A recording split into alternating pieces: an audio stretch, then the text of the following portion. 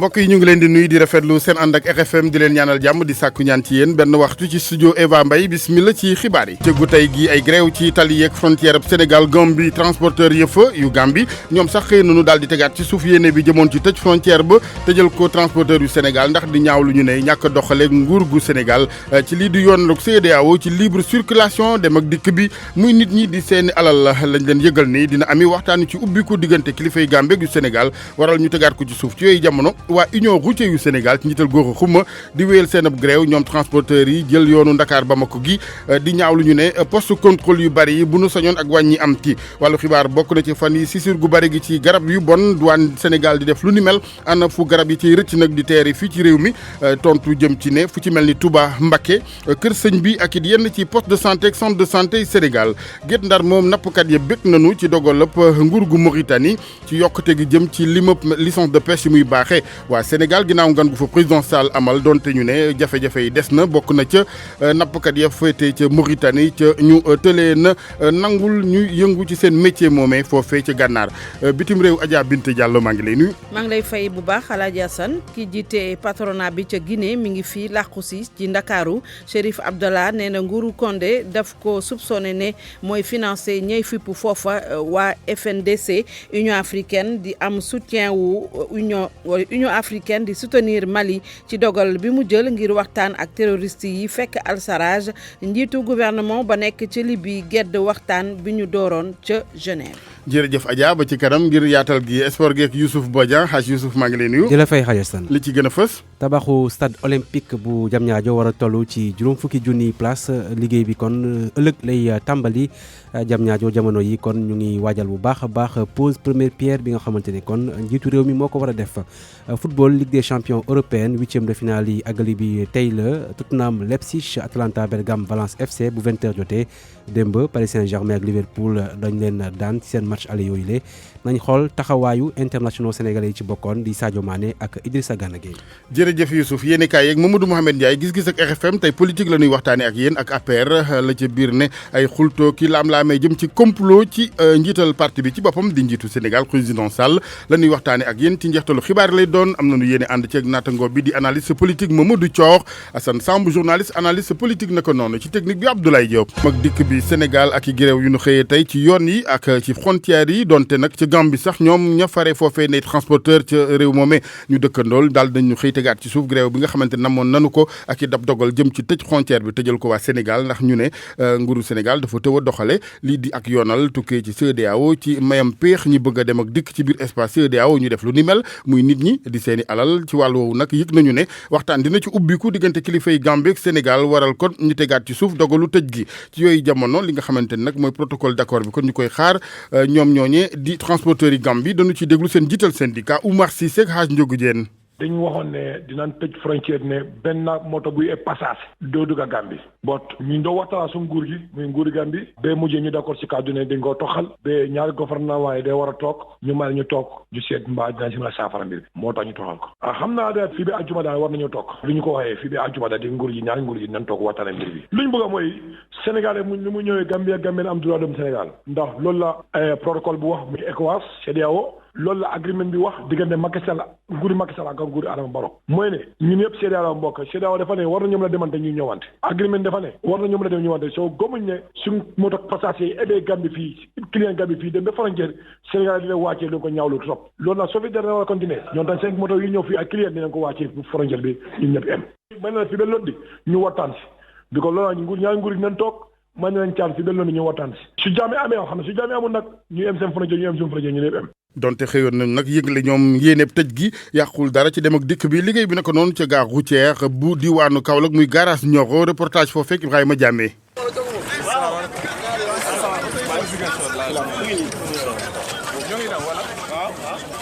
amagul nag benn jafe-jafe bu ñu nemmeeku ci dem ak dikk bi fii ci gare routière bu Kaolack ñu koy duppee garage Nioro passager yaa ngi dem di dikk cette place yi fii ci tableau Ziguinchor ñu ngi yëbb di dem di jàll frontière bi jaaree ko pont Farafeñe Pape Ismaïla Ndiaye moom mooy secrétaire administratif gare routière bu Nioro. waaw ñoom loolu la ñu waxoon waaye nag wax dëgg yàlla ba léegi loolu amagut en tout cas ñun ñu ngi toog ñun ñu ngi def daal suñu liggéey ni ñu ko daan defee waaw di dégloo nag di xaar ba xam ñoom lu ñu client yaa ngi dem benn oto taxaw régulièrement yëpp ngi jàll ñu ngi jàll ci frontière bi pour kon fii garage Nioro daal voilà lépp a ngi jaar yoon comme lépp ngi jaar yoon lépp comme ni meloon bu njëkk rek noonu la mel ba léegi chauffeur cette place bile yëpp na otom bay waaj a fees départ rek moo ko des war a wutali Ziguinchor bëggul àdduna ak ci mbir mi non pour mu dem waa quel tour bi rek grand moo xam muy jëm Ziguinchor jaaree ko Farafenni wala Gambie jaaree ko Karang oto yaa ngi dem di dikk Ibrahima Diame Kaolack rajo Futurs Médias. Ibrahima jërëjëf grève beneen di yoon wi nga xamante ne mooy corridor Dakar Bamako union routier yu Sénégal ñoom sumb cib grève tey jii fas ko yéene wéyal diirëm ñett ci fan di sàkku ñu ne ñu wàññi poste de contrôle yi ñu jàpp ñoom ne daa bari ak ci ngilit am ci fu ci mel ni diwaanu Tamba nag grève boobee ñu xëyee ñu ca bari seen i ñooñ ànd ca mu ami njeexital lool ci lii di gafagay réew mi rawatina bu mérib diwaan googee ca penku Sénégal Tamba donte jaaykat yi foofe yëngu ci wàllum xéewul liggi ñoom merun ci ndax ñenn ci chauffeur ki apprenti yu sañce foofe jamono yi ca Tamba Moussa Oumar Gueye gàntalu dawalkatu daamar yu mag yi camionneurs yi daanaka respecté nañ ko ci Tambacounda Modou Kayre moom mooy vice président bu UCRAO kuréel boo xam ne fii ci Afrique sowu-jant moom moo lëkkale ñi nga xam ne ñoom ñooy dawal oto yu mag yi fii ci Afrique sowu-jant li nga xamante ni moom mooy jafe-jafe yi ñuy jànkonteel ci tëli bi pont bascule yi pesage ndax gàllankoor dem ak dikk gënalul kenn ba ci ñun ñi nga xamante ni ay acteurs lañ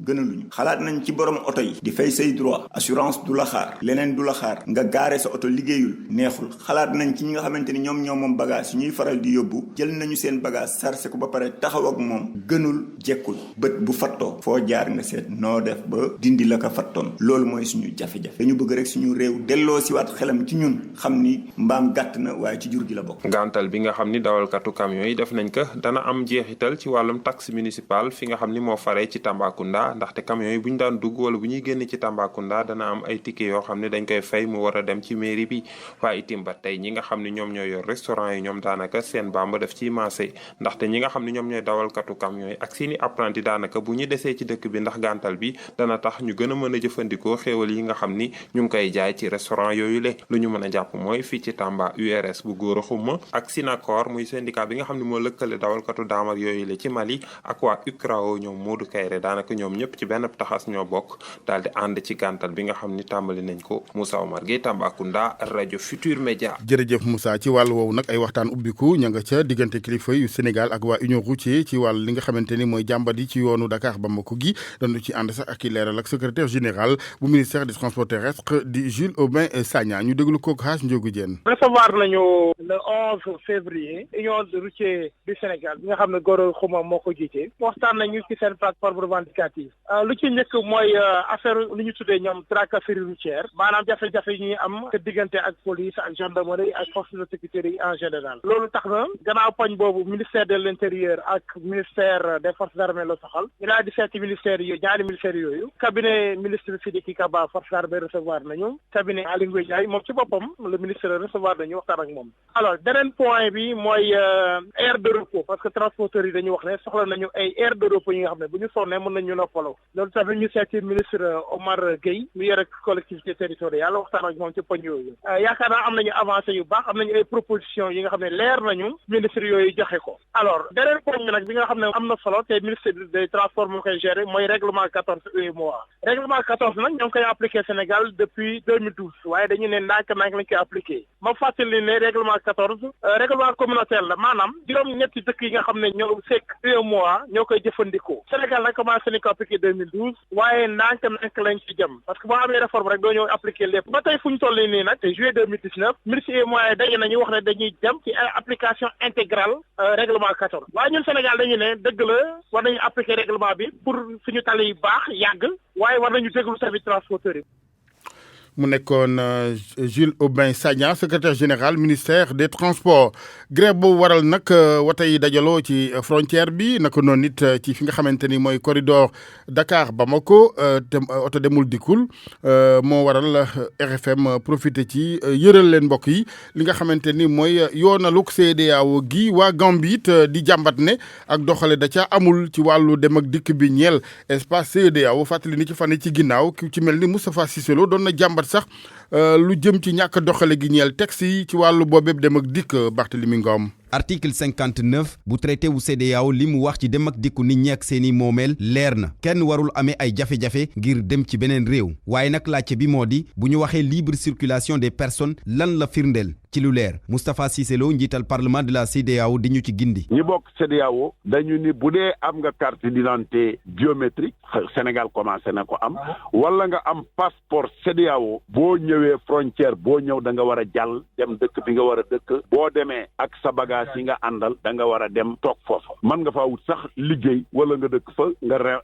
remplir critères yi nga xam ne moom la réew may laaj pour bu dee da nga faa bëgg droit d'établissement mais bu dee da ngay dem rek wàññeeku ñetti weer yooyu ngay circuler amuñu droit naan la tey ngay dem wala suba wala leneen. mu mel ni nag mbir mi leer na ci kayit gi waaye ci terrain bi moom leneen la ay obstacle yu bari la ñuy nemmeeku ci corridor yi. loolu mooy état yi nga xam ne rek vraiment seeni force de sécurité ak défense dimbali wuñ leen ndax li ci ëpp ci li koy bloqué du état yi ñoo naan bloqué leen déedéet chef d'état du ko wax ministre bi yi nga xam ne ñoo yor loolu duñ ko wax mais ñi nga xam ne ñooy sàmm ci frontière artificielle yi dugg bee génn bi ñooy dem di laaj ay neexal ay xaalis booy daw ci corridor yi ñu lay sonal di la laaj laaj. état yi nga xamante ni ñoom ñoo xaatim traité boobule li leen war ci jamono ji mooy ñu respecté ko waaye fii nag Moustapha Cissé Lo nee na ñàkkum volonté politique moo tax ñu bañ ko jëfee. ñoom ñoo voté loolu ñoo ko signé ndax traité bi ay chef d'état ko signé mais boo signé loolu ba pare nit ñi di wax bis bu ne ndax lii ñuy wax ñoom buñ ma woowoon ñëpp toog mani loolu moo am ci yoon wi dañuy laaj neexal di fitnaal nit ñi di circuler nga yori këyit duñu nangoo xool këyit yi lang. nit ñi ak seen moomeel di dem di dikk ci contexte bi ñu nekk lu am solo la ndaxte da di yoon boo xamante ni ci la ñu war a mën a jaar ngir gën a mën a taxaw li nga xamante ni moo di intégration régionale bi mu di nag loo xamante ni warul woon a jafe ndaxte CEDEAO ci boppam li mu bëgg mooy intégration ci wàllum koom wala boog sax ci wàllum askan wi ci espace am. Barthélemy Ngom jërëjëf ñu waxtaanee saxaar gi nga xamante ni mooy guy xelu gi di TER gi ak it ñi liggéey bi laal fa nu sañce woon di impacté yi tey ci ngoon waxtaan dina am waxtaan ak yëgoo gindiku ci wàllu conciliation jëm ci li nga xamante moo war a gunge yëkkati gi ci ay ndàmpaay ñu déglu ci président kuréel ak yooyu impacté bu TER bu Sénégal Ibrahima Cissé Pape Balla Gueye. RFM. xibaar yi ci RFM. ñu jéggulu mbokk yi taaxirlu mu teew waxtaan woowu nga xamante ni Pape Balla seq na ko ak Ibrahima Cissé di njiital kuréel ak ñi yëkkati geek defaruk saxaar gi di TER gi lal ci waxtaan wi nga xamante ni dina am tey ci ngoon muy rek réunion de conciliation ci wàllu yëgoo jëm ci ndàmpaay yi mu war a làmbool ñu ngi jéggulu ci ñàkk a teew élément bi du ñàkk ci yeneen jotaay xibaar. lenn ci njeexite am solo lool gu ngan gu président Sall doon amal ci Mauritanie barki démb ak démb ci talaata ji mooy yokkute jëm ci l'immeuble licence de pêche yu Mauritanie baaxee Sénégal rawatina nappkat ya fare git ndax jële ko ñeent ci téeméer ba ci juróomi téeméer rafetlu nanu ko nappkat yi terewul jafe-jafe yenn yu des yu ci mel ni ban ci joxe ci misaal ñenn ci seeni mbokk di nappkat yu ne ca Mauritanie ca ba fi kilifa yi réew moome mayu leen ñu mën a exercer yëngu ci seen métier di napp mi Mouhamad Nabi Silla licence de pêche yu jóge ci ñeenti téeméer dem ci juróomi téeméer doon mbégte ci nappkatu ndang yi nga xamee ni ci lu nu mel la ñuy daan seen doole maxu seen di kenn ci ñoom. suñu bëgg-bëgg du ñuy dem jotoon nañu ko wax yóbbaloo ko comme président mu yóbbaale nu ko surtout si wàllu licence de pêche turu 400 licences yi boo xoolee 200 personnes rek noo ko doon bénéfice ndax gaal gu nekk ñaari licence ngay boole doo ko mën napp yàlla dogal na léegi dañu ko jële foofu yóbbu ko ba 500 yàlla nekk 500 personnes nag mais am nañ si mbégte bu baax a baax ndax yokkute la jëflante bu baax ak bu rafet moo koy waral gaal yi nga xam ne ni def pêche des jours gaal yooyu it ñu bàyyi leen xel mën nañu xajaale si biir xéewal gi wala si biir déggoo bi daal. Baye Boli Fall dëggal lu ni mel xam le ni war nañu bàyyi xel bu baax a baax ñi ci liste d'attente yi lay licence yi nga xamante ni 400 la bu ci dolluwaatee ba mu nekk 500 kon dañu si am mbégte lool am na ñoo xam ni ñoo ngi woon tekk nekkoon ci liste d'attente bi di xaar waaye comme mayaat nañu yokk nañu ñi nga xamante ni ñooy service de pêche bi si Ndar ak ñi amee commission licence yi ñu seet séddale ko ba nga xamante ni ñëpp daan si mën bénéficier wu. Moustapha Dieng bi jiite syndicat autonome bi ëmb nappkat yi firndeel mbégte woowu yokk ci yenn ci jàmbat mu bokk ci doomu Sénégal ya nekk ca réew Mauritanie di napp te yoonu dëkk ba mayewu ko. naam dëgg la nag suñu yaakaar tasul licence yi nga xam ne 400 la woon su fekkee licence yooyu yokk nañ ko ba mu dem 500 wante terewul nag li des bari na ay doomu Sénégal yu nekk Mauritanie di fa napp dëkk fa di fa napp di fa jàpp jën di ko fa teer di liggéey ak ay usine wala di liggéey ak ay mareyeurs yoo xam ne Mauritanie lañu te ñooñu situation boobu ñu nekk yoonu Mauritanie nanguwu ko ñu bëggoon loolu nekk priorité pour président de la République. mbégte doon lu ñu mën a gis ci nappkat yi nga xamee ni tey jii doog nañu dem ci licence de pêche yi nga xamee ni laata ñu ciy jot amoon na ay manifester ci dëkk bi ba yenn ci ay nit ne ci kaso bi ndax lu ni mel. RFM ci Ndar Géej Mohamed Nabi Sila. jërëjëf Mohamed ñu waxtaanee wàllu wér-gu-yaram ak douane bu Sénégal gàcce ngaalaama ñoom fan yi lu ci bari ñuy sisir ñu amoon yéene jël garab yu bon jàllale ko fii ci mim réew ñu teg ca loxo ci yu bari donte am na yu rëcc du ñàkk yooyu rëcc fan lay teeri syndicat pharmacien privé Sénégal njort ne Touba ca la kër sëñ bi fii ci Ndakaaru naka noonu ak centre rek poste de santé yenn yu Sénégal bu nu sañoon ñu ne kilifa yi yokk contrôle gi ak it répression di daan yi war ñooñee nay saay-saay docteur Assane Diop la ñu ci àndal moo jiite syndicat pharmacien privé Sénégal teewlu ko ak Adja Awa Mbaye. boo demee dëkk bu mel na Touba boo amee 45 pharmacies yu am autorisation am nga fa 300 ak juróom fukk ak lu topp ay ñi nga xamee ne amuñu autorisation mais tamit marché yi ñu ko mën a jaayee xam nañ leen boo demee marché Ocass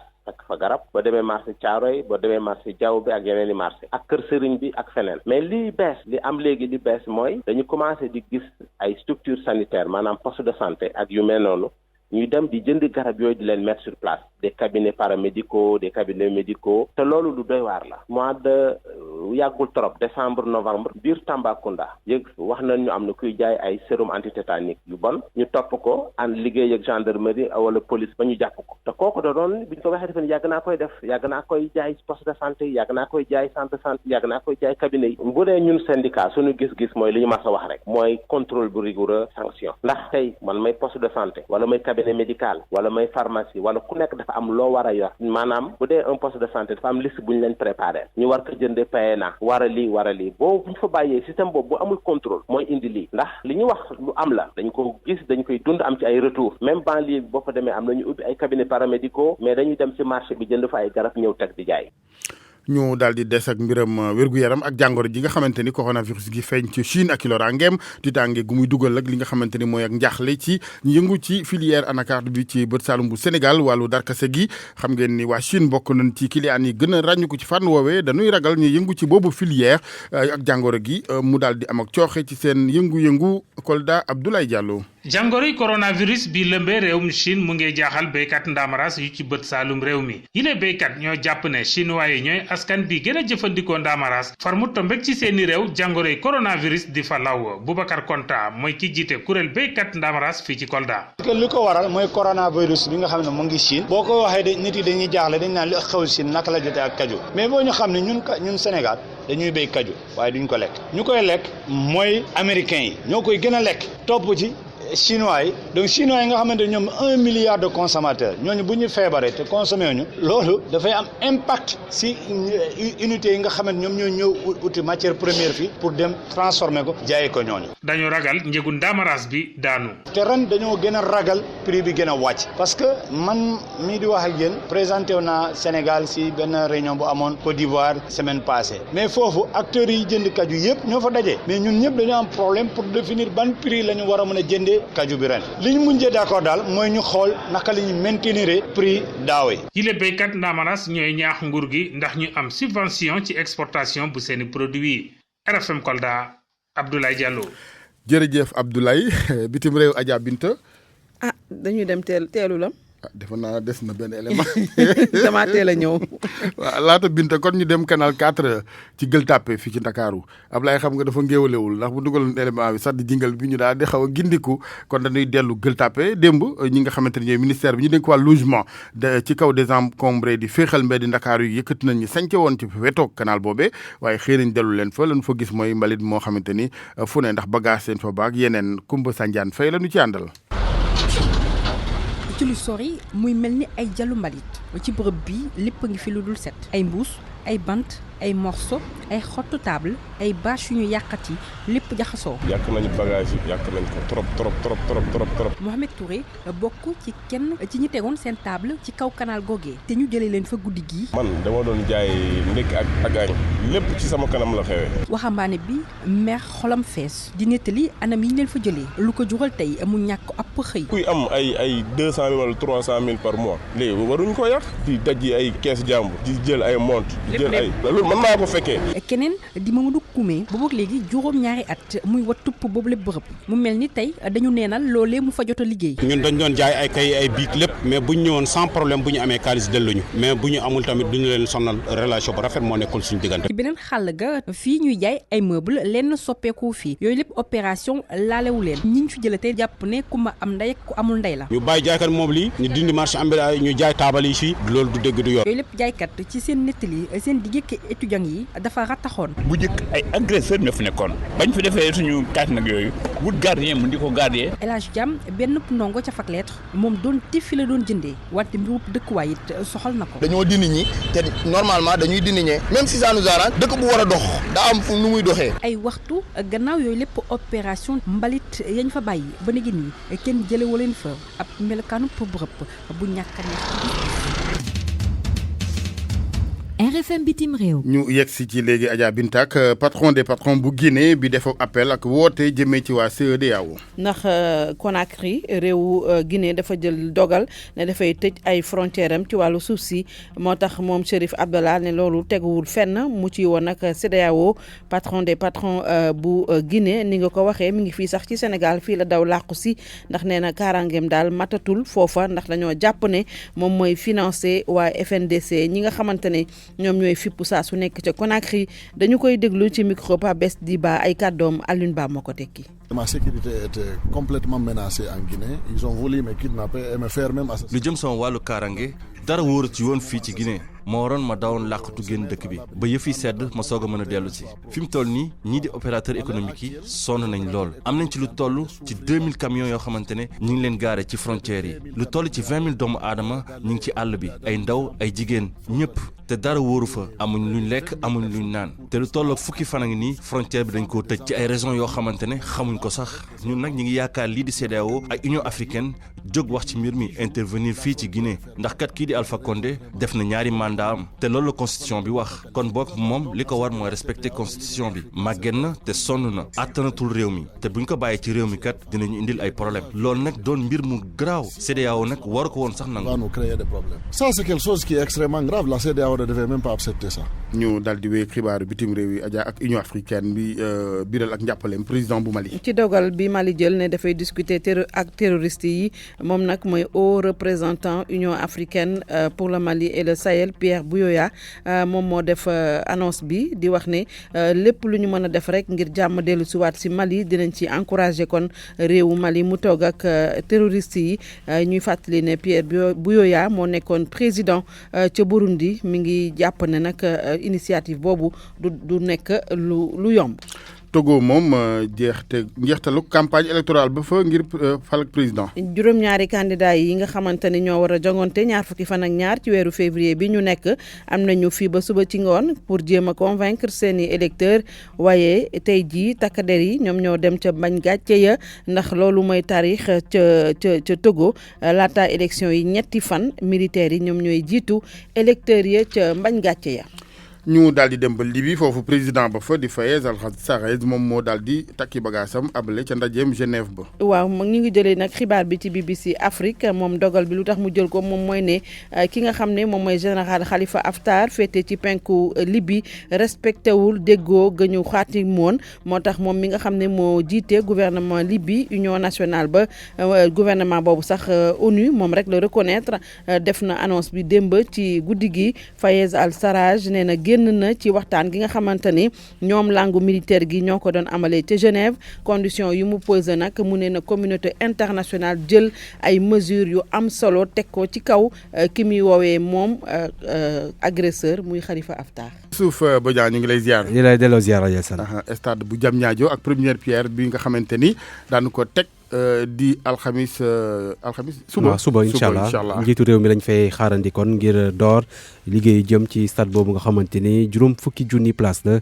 nee nañ ko tabax ci lu toll at ak genn wàll ki ñi jiite chantier bi waaye tamit ouvrier yi jamono yi ñu ngi foofule di waajal bés bi sunu ndaw bi ñu toogal ci Rufisque doxantu na ca Diamniadio Abdou Diouf Diagne. daaniki lépp yemb na ay waxtu rek dox suñu diggante ak tegu xeer wu njëkk bu stade olympique ouvrier yi ña nga ca liggéey bu mujj bi. Samba Diawara ak ay naataangoom daanaka pare nañ ñàkk bërëb boobelee. dañ newoon fii ci clôture bi ak monter porte chantier bi ci loolu lañ nekk travaux yi monter nañ porte yi tey lay jeex quoi. waaw fi mu toll nii lépp pare na tey jii daal la ñu jeexal quoi. waaw lépp luñ fi war a mën a liggéey rek ci préparation pose première pierre bi mat na sëkk daal waaw. ñu ñoo yor clôture bi quoi. ci biir terrain bu yaatu boobelee nekk ci diggante sphère ministérielle yu bees yi ak autoroute bi ña nga fa teg ñeenti chapiteau benn bi ñu ngi ko jagleel kilifa yi ba ca des ñi ñu duppee ay VIP yeneen ñaari askan wi nga xam ne dañoo fas yéene ñëw seetaan si ci chapiteau bu nekk nag danañ fa def benn écran géant ngir fexe ba askan wi dara du leen rëcc ki ñu ko xamal di ko jiite liggéey bi tey sàkk ñu bañ a teg ay kàddoom rond point bi nga xam ne moom moo nekk ci pôle urbain bu Diamniadio moom tamit daal dinay soppi xar kanam liggéeykat yi di commencé di teg gazon bi lan ca jublu rek mooy bés ba ku ñëw daal di békk bu ñu sukkandikoo ci Bassirou Ngom mi leen jiite. lal gazon ak piquet fleur quoi pour décorer fii rek. tabaxu stade bi nga xam ne nag war na def lu toll fukki junniy toogu njiitu réew mi mu ngi ko xamle woon ginnaaw bi nga xam ne Sénégal moom mooy dalal Jeux olympiques de la jeunesse yi am ci atum 2022 RFM Rufisque Abdou Diouf Diagne. Abdou ñu koy gërëm waxtaanee li nga xamante ni mooy yeggaleem 8e de finale yi ba tey ci wàllu football ñeel Ligue des champions tey ci ngoon. ca Londres Tottenham mooy dalal doomu Allemagne yi di Leipzig ñoo jiitu sax ci Bundesliga di championnat Allemagne match bi 20h la waxtu woowu ca Italie Atalanta Bergame mooy dajeek waa Valence ñu may doomu Espagne lañu démb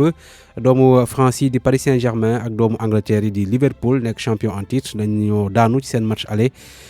ñu taxaw nag seetlu ci taxawaayu ñaari internationaux sénégalais yi bokkoon ci match yooyu la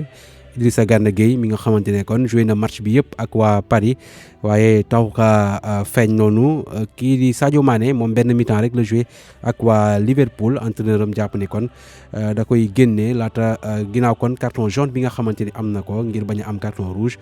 mu doon choix bu baax ci gis-gisu suñu naataangoo bi di Maymouna Diallo ñu déglu ko. démb foog naa ne li mu def baax na trop ndaxte Sadio Mané bi ñuy jeexal premier mi-temps dafa amoon carton jaune te gis nañ sax am na action bu ci topp mu mel ni ku daal di conc joueur u Atlético bi ñuy wax Versalco ba kooku daal di daanu xalangu loolu ba arbitre bi won na ko ne carrément action bi nii soo defaatee lu ni mel dinaa la jox carton te su boobaa rouge la doon te du ko woon arrangé du arrangé Liverpool te tamit bu ñu fàtte ne Sadio ci blessure la jógee donc mënoo ñëwaat blessure boo xamante ne nii toog nga 1 mois joué woo rek nga ñëw ñu dugal la ci match bu mag bu mel ni match bi ñu am démb doon ko am seen diggante ak Atlético Madrid donc décision bii nii yaakaar naa décision bu baax la ndax soxla nañ Sadio Mané ci match retour bi te soxla nañ tamit Sadio Mané ci match yi di ñëw Idrissa Gana Gueye ñëpp gis nañ ne démb deful match bu rëy te loolu du mbetteel ndax depuis ñaari weer ngi nii Idrissa Gana Gueye bi ñuy gis Paris nekkul Idi bi nit ñi xam nekkul Idi bi ñu ne woon bokk na ci meilleur récupérateur yi nekkul Idi bi nga xamante ne nii su nekkee si sa digg woon na la ne digg adverse bi moom li mu bëgg li du ko am attaque adverse bi li mu bëgg du ko am man avant trêve bi dama ne woon ne dafa sonn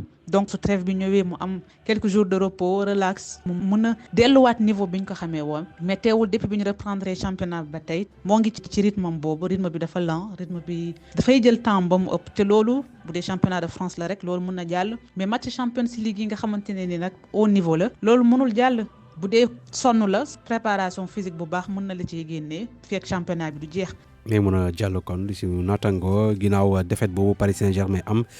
Neymar am nay kàddu yu mu yëkkati doomu Brésil bi moom nee na gisul kon njëriñu teg ko ci ngir mu noppalu ndax toog na ñeenti match yoo xamante ne joué ndax ñoom dañoo bañoon mu gaañu di waajal kon lii di 8e de finale yi doomu Brésil bi jàpp na ni loolu tax na kon amul rythme ndax moom bëggoon na joué parewoon na waaye médecin yi ñoo bañoon moom kon rafetlul décision boobu nga xamante ne équipe am bi jël na ko ci Angleterre 26 6e journée Premier League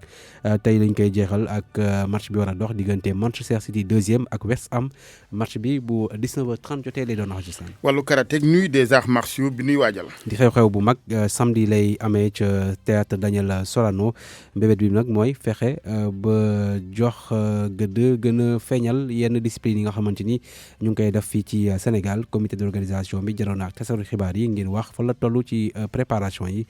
ñu ànd ci ak Solo Thiam. ñetti téeméeri athlète ñoo nar a sóobu ak ñaar fukk ak benn discipline ca théâtre Daniel Sorano ñeel grande nuit du tatami mu di ab événement boo xamante ni dañ koo jagleel arts martiaux yi waaye nag du ko jug bokku ca bu ñu sukkandikoo ca coordonnateur ba di Yatma Lo. avant ñu doon dem Sorano dañ ne woon dañuy dem plage at bu jot ñu def juróom-ñaari semaine ñu def plage tous les dimanches ñu dem plage yu Yoff dajaloo ñëpp ñëw ay damay taxaw ci ginnaaw couloir yi di saan amatul léegi ku nekk daal da ngay dem taxaw ca hall ba ñu tegal leen écran géant ñu xool xam ban moment la ñuy jaar. guddi googu itam dañ ci profito ngir daal di sargal ñi nga xamante ni ràññeeku nañu ci arts martiaux. ku si mel ni Mamadou Sarr bu judo ku mel ni Medoune Cissé Abdoulaye Sène Ibrahima Diédhiou bu taekwondo Ababacar Sadikh ñaar am na ordre des arts martiaux mat nañu fukk ak ñaar Alioune Badara Sène moom dañ ko jox trophée créativité ndax mesma bi nga xam ne moom moo ko defal. lu jëm ci wàllum koppar nag budget juróom-ñaareelu édition bi ba léegi matagul bu ñu sukkandikoo ci coordonnateur bi di Yatma Lo. juróom-benn million yoo xam ne matul nag. affaire bi moom dañ koy wax de. ci jànnoo ko taskatu xibaar yi mu doon amal nag seen say Yatma Lo daal na ci profito ngir ñaaxaat ñi nga xamante ni ñoom ñoo di président wu fédération yi ñu booloo ngir gën a mën a suqali arts martiaux yi. tant que nekkuñu benn dañuy tas. sunuy doole ñi nga xam ne ñoo ngànk fédération yi dañu war a ñëw toog def benn kuréel boo xam ne dañ naan ñun ñooy sunu comité national des arts martiaux lu benn nit mën ñaara ko dàq. événement bi nag ca théâtre Daniel Sorano lay doon niki samedi ji.